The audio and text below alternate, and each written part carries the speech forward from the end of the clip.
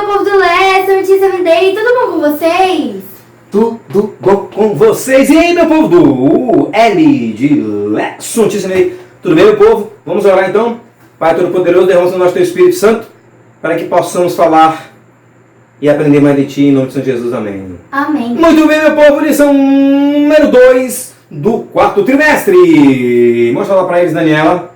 Volta, beleza. E fala, Daniela, qual é para nós o título da lição? O poder da oração. Muita oração. Muito poder. Pouca oração. Pouco poder. Nenhuma oração. Nenhum poder. Meu povo, a gente precisa de orar, até mesmo porque a Bíblia diz orai. Sem cessar. Precisamos orar sem cessar, meu povo. Jesus, que era Deus, aqui na terra, vivia em oração. Imagine nós, pobres mortais, e que nós devemos seguir o exemplo de Cristo, meu povo. Devemos orar em todo o tempo, meu povo. Grandes orações foram feitas aqui na terra, e orações foram atendidas. O sol e a lua parou, e foi muralhas caindo, e foi mar se abrindo. Gente, a oração feita crendo no poder de Deus opera milagres e maravilhas. Lê para nós o texto-chave, Daniela. Assim Ana engravidou e no seu devido tempo deu à luz um filho. E deu-lhe o nome de Samuel, dizendo, eu o pedi ao Senhor. Meu povo, vamos contar rapidinho o contexto dessa história. Elcana, um grande sacerdote, que tinha uma esposa que era estéril. O nome dela? Ana. Ana não tinha filhos. E naquele tempo, a esposa, a primeira esposa que era estéril, era permitido naquele tempo poligamia. Praticar a poligamia. Não era a ordem de Deus. A ordem de Deus era: o homem deixará sua família, unir-se a uma mulher, serão ambos uma só carne e formarão uma família. Mas você sabe que os homens são teimosos, têm mente dura e quiseram fazer a poligamia. Nós sabemos de vários casos de poligamia, né? Por exemplo, Abraão teve Agar e Sara, né? Deu uma confusão danada entre os filhos lá, entre Ismael e Isaac. Abraão sofreu muito, teve de expulsar a esposa e expulsar o filho de casa. Imagina quanta dor. Depois teve que oferecer o filho em sacrifício. Gente, quanta confusão por causa de poligamia. O exemplo de Jacó. Jacó foi outro que sofreu muito, né? Raquel e Lia, né? Que confusão. Que confusão danada lá entre os filhos. Tanta rebeldia, tanta confusão, meu povo. E, gente, por quê? Porque Deus disse que só tinha que ser um homem e uma mulher, um casal só. Não um homem e várias mulheres, não várias mulheres. O exemplo de Davi. Davi também foi onde teve tantas mulheres, deu briga entre os irmãos, deu morte, deu assassinato, deu estupro, tanta confusão. Se fosse uma família só, é mais fácil de gerir, né? Porque o que Deus disse? Um homem, uma mulher, ele sai de casa dos pais, forma uma família, meu povo. E antigamente, a poligamia, ela era permitida quando a mulher era estéril, né? Também a pessoa tinha que ter muito dinheiro, muita condição financeira para poder arcar com o casamento. Também havia um desequilíbrio muito grande entre homens e mulheres, havia muito mais mulheres. Outro caso é porque tinha que cuidar dos rebanhos, dos campos, então tinha que ter muitos filhos. Então, quanto mais mulheres, mais filhos. E também tinha muita gente que era para aumentar suas riquezas, fazendo grandes casamentos, como foi o caso de Salomão. Salomão casou com mais de 700 mulheres e 300 concubinas, e a gente viu a confusão que deu. Salomão chegou a praticar idolatria, deixava as mulheres praticar sacrifício de criança, a Moloque, a Azera, a Baal. Gente, nunca foi plano de Deus a poligamia na vida do ser humano. Apenas era se permitido naquela época, tá, meu povo? Mas não uma prática feliz, sempre trouxe tristeza, ciúme, confusão, morte. A gente viu aquela história que eu contei. E no caso, Penina, que era a esposa que tinha bastante filhos, vivia bagunçando, provocando, irritando, e Ana já estava ao ponto da depressão. Nós sabemos que ela fez, Eucana toda vez ia dar o sacrifício, né? Dava oferta pela Penina, mas ele dava em dobro, uma oferta especial. E ela vivia chorando, dizia, mas eu não sou melhor que 10 filhos, Ana?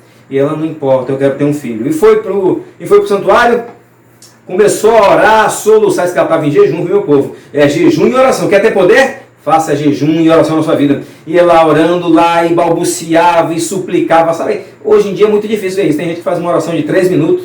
3. Um minutinho para tomar café de manhã, de tarde. Gente, muita oração, muito poder. A gente tem que orar de manhã, de tarde, de noite, quando levanta para estudar a lição, para comer, quando volta para casa, quando dorme, orar nas madrugadas. Gente, oração só traz poder, paz em tua vida. Essa mulher orando, o sacerdote Eli chegou e disse: minha filha, você está embriagada, está balbuciando, o que está acontecendo contigo, minha filha? Ela disse: não faça isso não me julgue não. Já basta o meu sofrimento, estou aqui orando ao Senhor, pedindo um filho, e se Ele me der, eu dedico esse filho ao Senhor. Meu filho, e esse homem foi inspirado por Deus, o sacerdote disse: olha, sua oração foi ouvida, vai para casa que você vai ter um filho.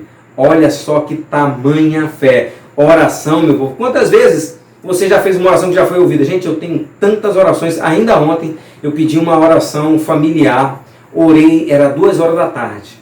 Meus amados, 5 horas da tarde estava tudo resolvido para a honra e glória de Deus, amém? Amém. E eu poderia contar várias e várias de orações que foram ouvidas, sabe? E tantas bênçãos de saúde, tantas coisas que eu consegui na minha vida, tudo pelo poder da oração, pela confiança em Deus, meu povo. E aí Ana pega e tem um filho, o nome dele? Samuel. Samuel, um presente de Deus, aquele que foi pedido para Deus. Mas meu povo, pensa no único filho que você tem, e ela prometeu, olha, a Bíblia diz: Deus não se agrada de tolo. Se você prometeu, cumpra, porque Deus não se agrada de tolos, viu, meu povo? É melhor que não prometa do que não cumprir.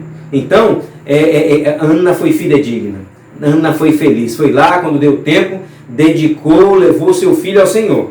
Mas também dá para você chegar, né, e dizer assim, ó, tem muito filho que é peralta, muito bagunceiro, né, e gosta de aprontar, chega assim que o pastor toma, que o filho é teu. Não é isso, meu povo, né? Ela dedicou o filho ao Senhor, disse para Samuel: Samuel, você pertence ao Senhor. Criou ele, né? Disse assim, ó, ensina a criança no caminho que deve andar, e quando for velho não se desviará. Gente, ele já cresceu com as vestezinhas sacerdotal, sabendo que ia ser sacerdote, ia servir ao Senhor. E Eli, quando chegou lá, que ela foi entregar esse Samuelzinho, né? Esse presente de Deus, ele ficou assim, ele era tão egoísta, né? Cuidava tanto daqueles filhos. Claro, disse de passagem que ele permitia que os filhos fizessem tudo.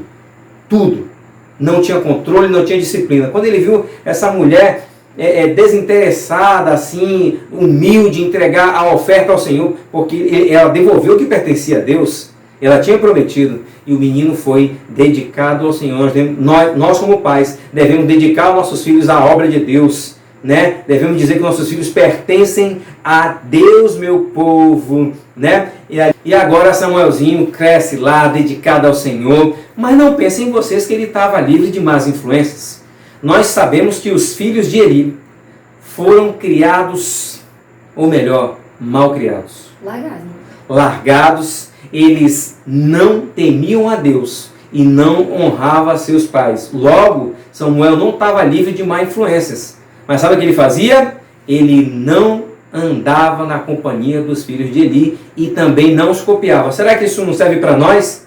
Para vocês adolescentes que vivem sob pressão do grupo, né? Onde tem pessoas com maus costumes, más conversações. Nós sabemos que as más conversações pervertem os bons costumes. E na lição próxima nós vamos saber o que é que esses rapazes maus, os filhos de Eli, fizeram.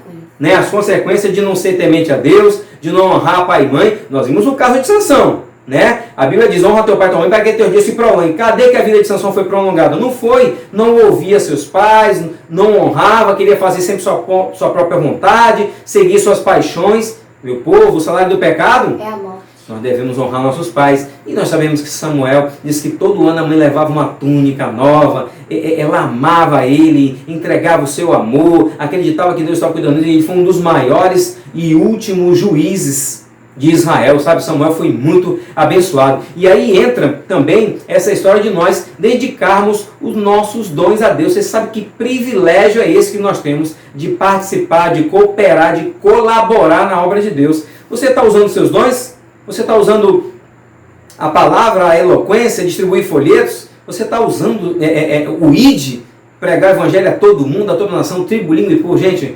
é um privilégio muito grande participar da obra de Deus, ser um levita na obra de Deus, como Samuel foi. Meu povo, que nós possamos ser dedicados ao Senhor. Rapaz, mãe também.